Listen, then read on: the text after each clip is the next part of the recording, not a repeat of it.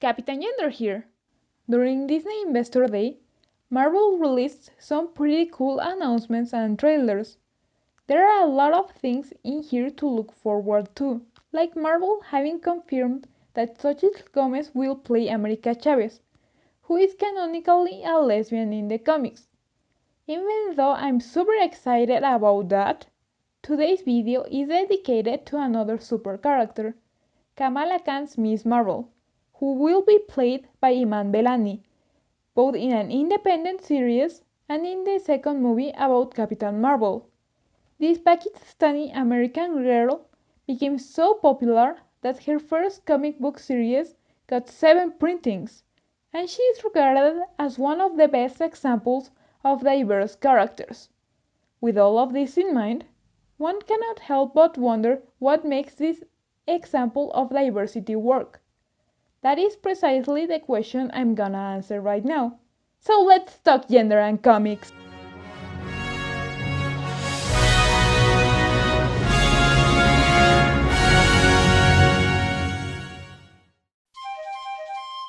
When Kamala first got her powers, she was super scared about breaking her series' expectation of how a hero should look like. However, the second person she saves makes her see she might not be the hero her borough wanted, but she is the hero they needed. In the comic, this is true because Kamala is not some big shot superhero that will always be too busy with Manhattan to care about Jersey, and Kamala represents all the diversity found in that part of the city. However, this one line is also true outside of the comic's pages.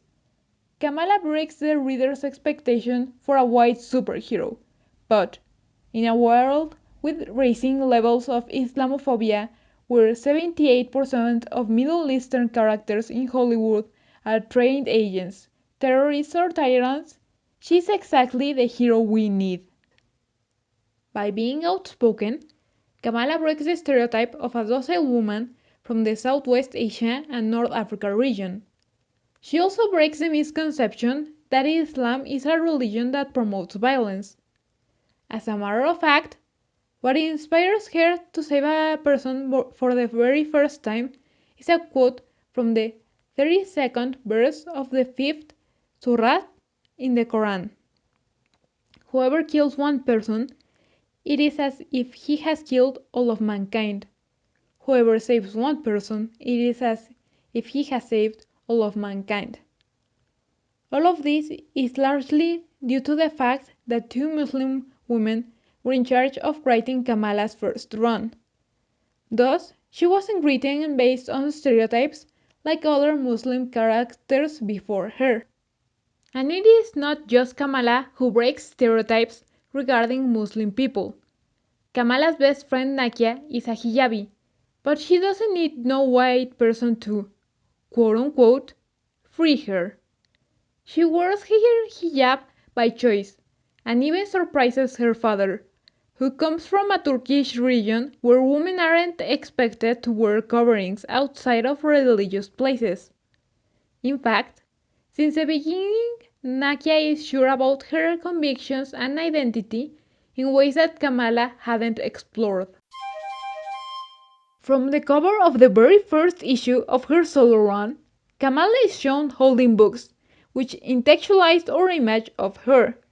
She's indeed a clever 16-year-old teen who does well in school and manages to use her knowledge on STEM to solve issues every now and then. Something that, thankfully, the cover doesn't do is sexualize Kamala, as is often the case with superheroines. Yet, in the very first issues, we find ourselves with a Kamala who wishes to be a blonde, sexualized teenager, hoping that will make her fit in. Her desire for peer approval manifests itself when her lack of control over her newly acquired polymorphic powers turns her into a copycat of Carol Danvers' Miss Marvel. At that moment, Kamala realizes that she doesn't want to be sexualized, and that wearing those clothing doesn't agree with her. Not because of her religion, but because that isn't really who she is.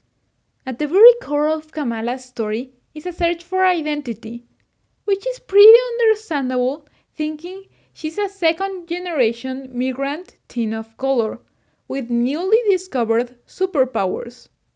She begins her arc being defined by what she's not. She's not white, she's not able to eat what others eat, she's not popular, she's not completely human. However, as she embraces her place as Jersey's hero, she also embraces her identity.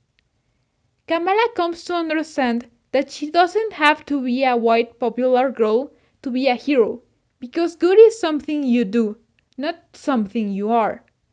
It is by virtue of this that Kamala is able to become a hero for all. Kamala's identity doesn't make her just a hero for Pakistani and Muslim women. Rather, she's a hero for everyone and just happens to be diverse. This might make some people upset, especially white men. But if we look at the facts, for ages we were all stuck with straight white men as the only superheroes. Peter Parker, Bruce Wayne, and Steve Rogers were all relatable to a certain extent, no matter your identity markers. What made all of these heroes so enjoyable to read wasn't just their crazy adventures, it was their humanity. After all, what does a hero look like? Anyone can wear the mask. Even if Kamala has a very specific heritage and identity, she also goes through things that are relatable to anyone. She's a teen and experiments many of the things other teenagers would go through, be it fighting with parents, going to high school dances, getting stuck in detention, or having crushes. Much like many of our in real life heroes, she's upset about the world she has inherited and asks to make a change. And much like any comic book lover, she's a total fangirl and freaks out whenever she meets one of her idols. In her panels, Kamala Khan managed to win our hearts by staying true to herself and her heritage, while simultaneously having a really relatable, exciting story that got us cheering for her every step of the way. I really hope that Marvel manages to capture that in her upcoming show. That way, she will have a bigger platform to continue breaking stereotypes, and she will share her funny, wild adventures with even more people. That would be everything. Let me know your impressions on Kamala in the comments below. If you enjoyed this video and would like to see more like it, be sure to hit like and subscribe. See you next time. Cap Gender out!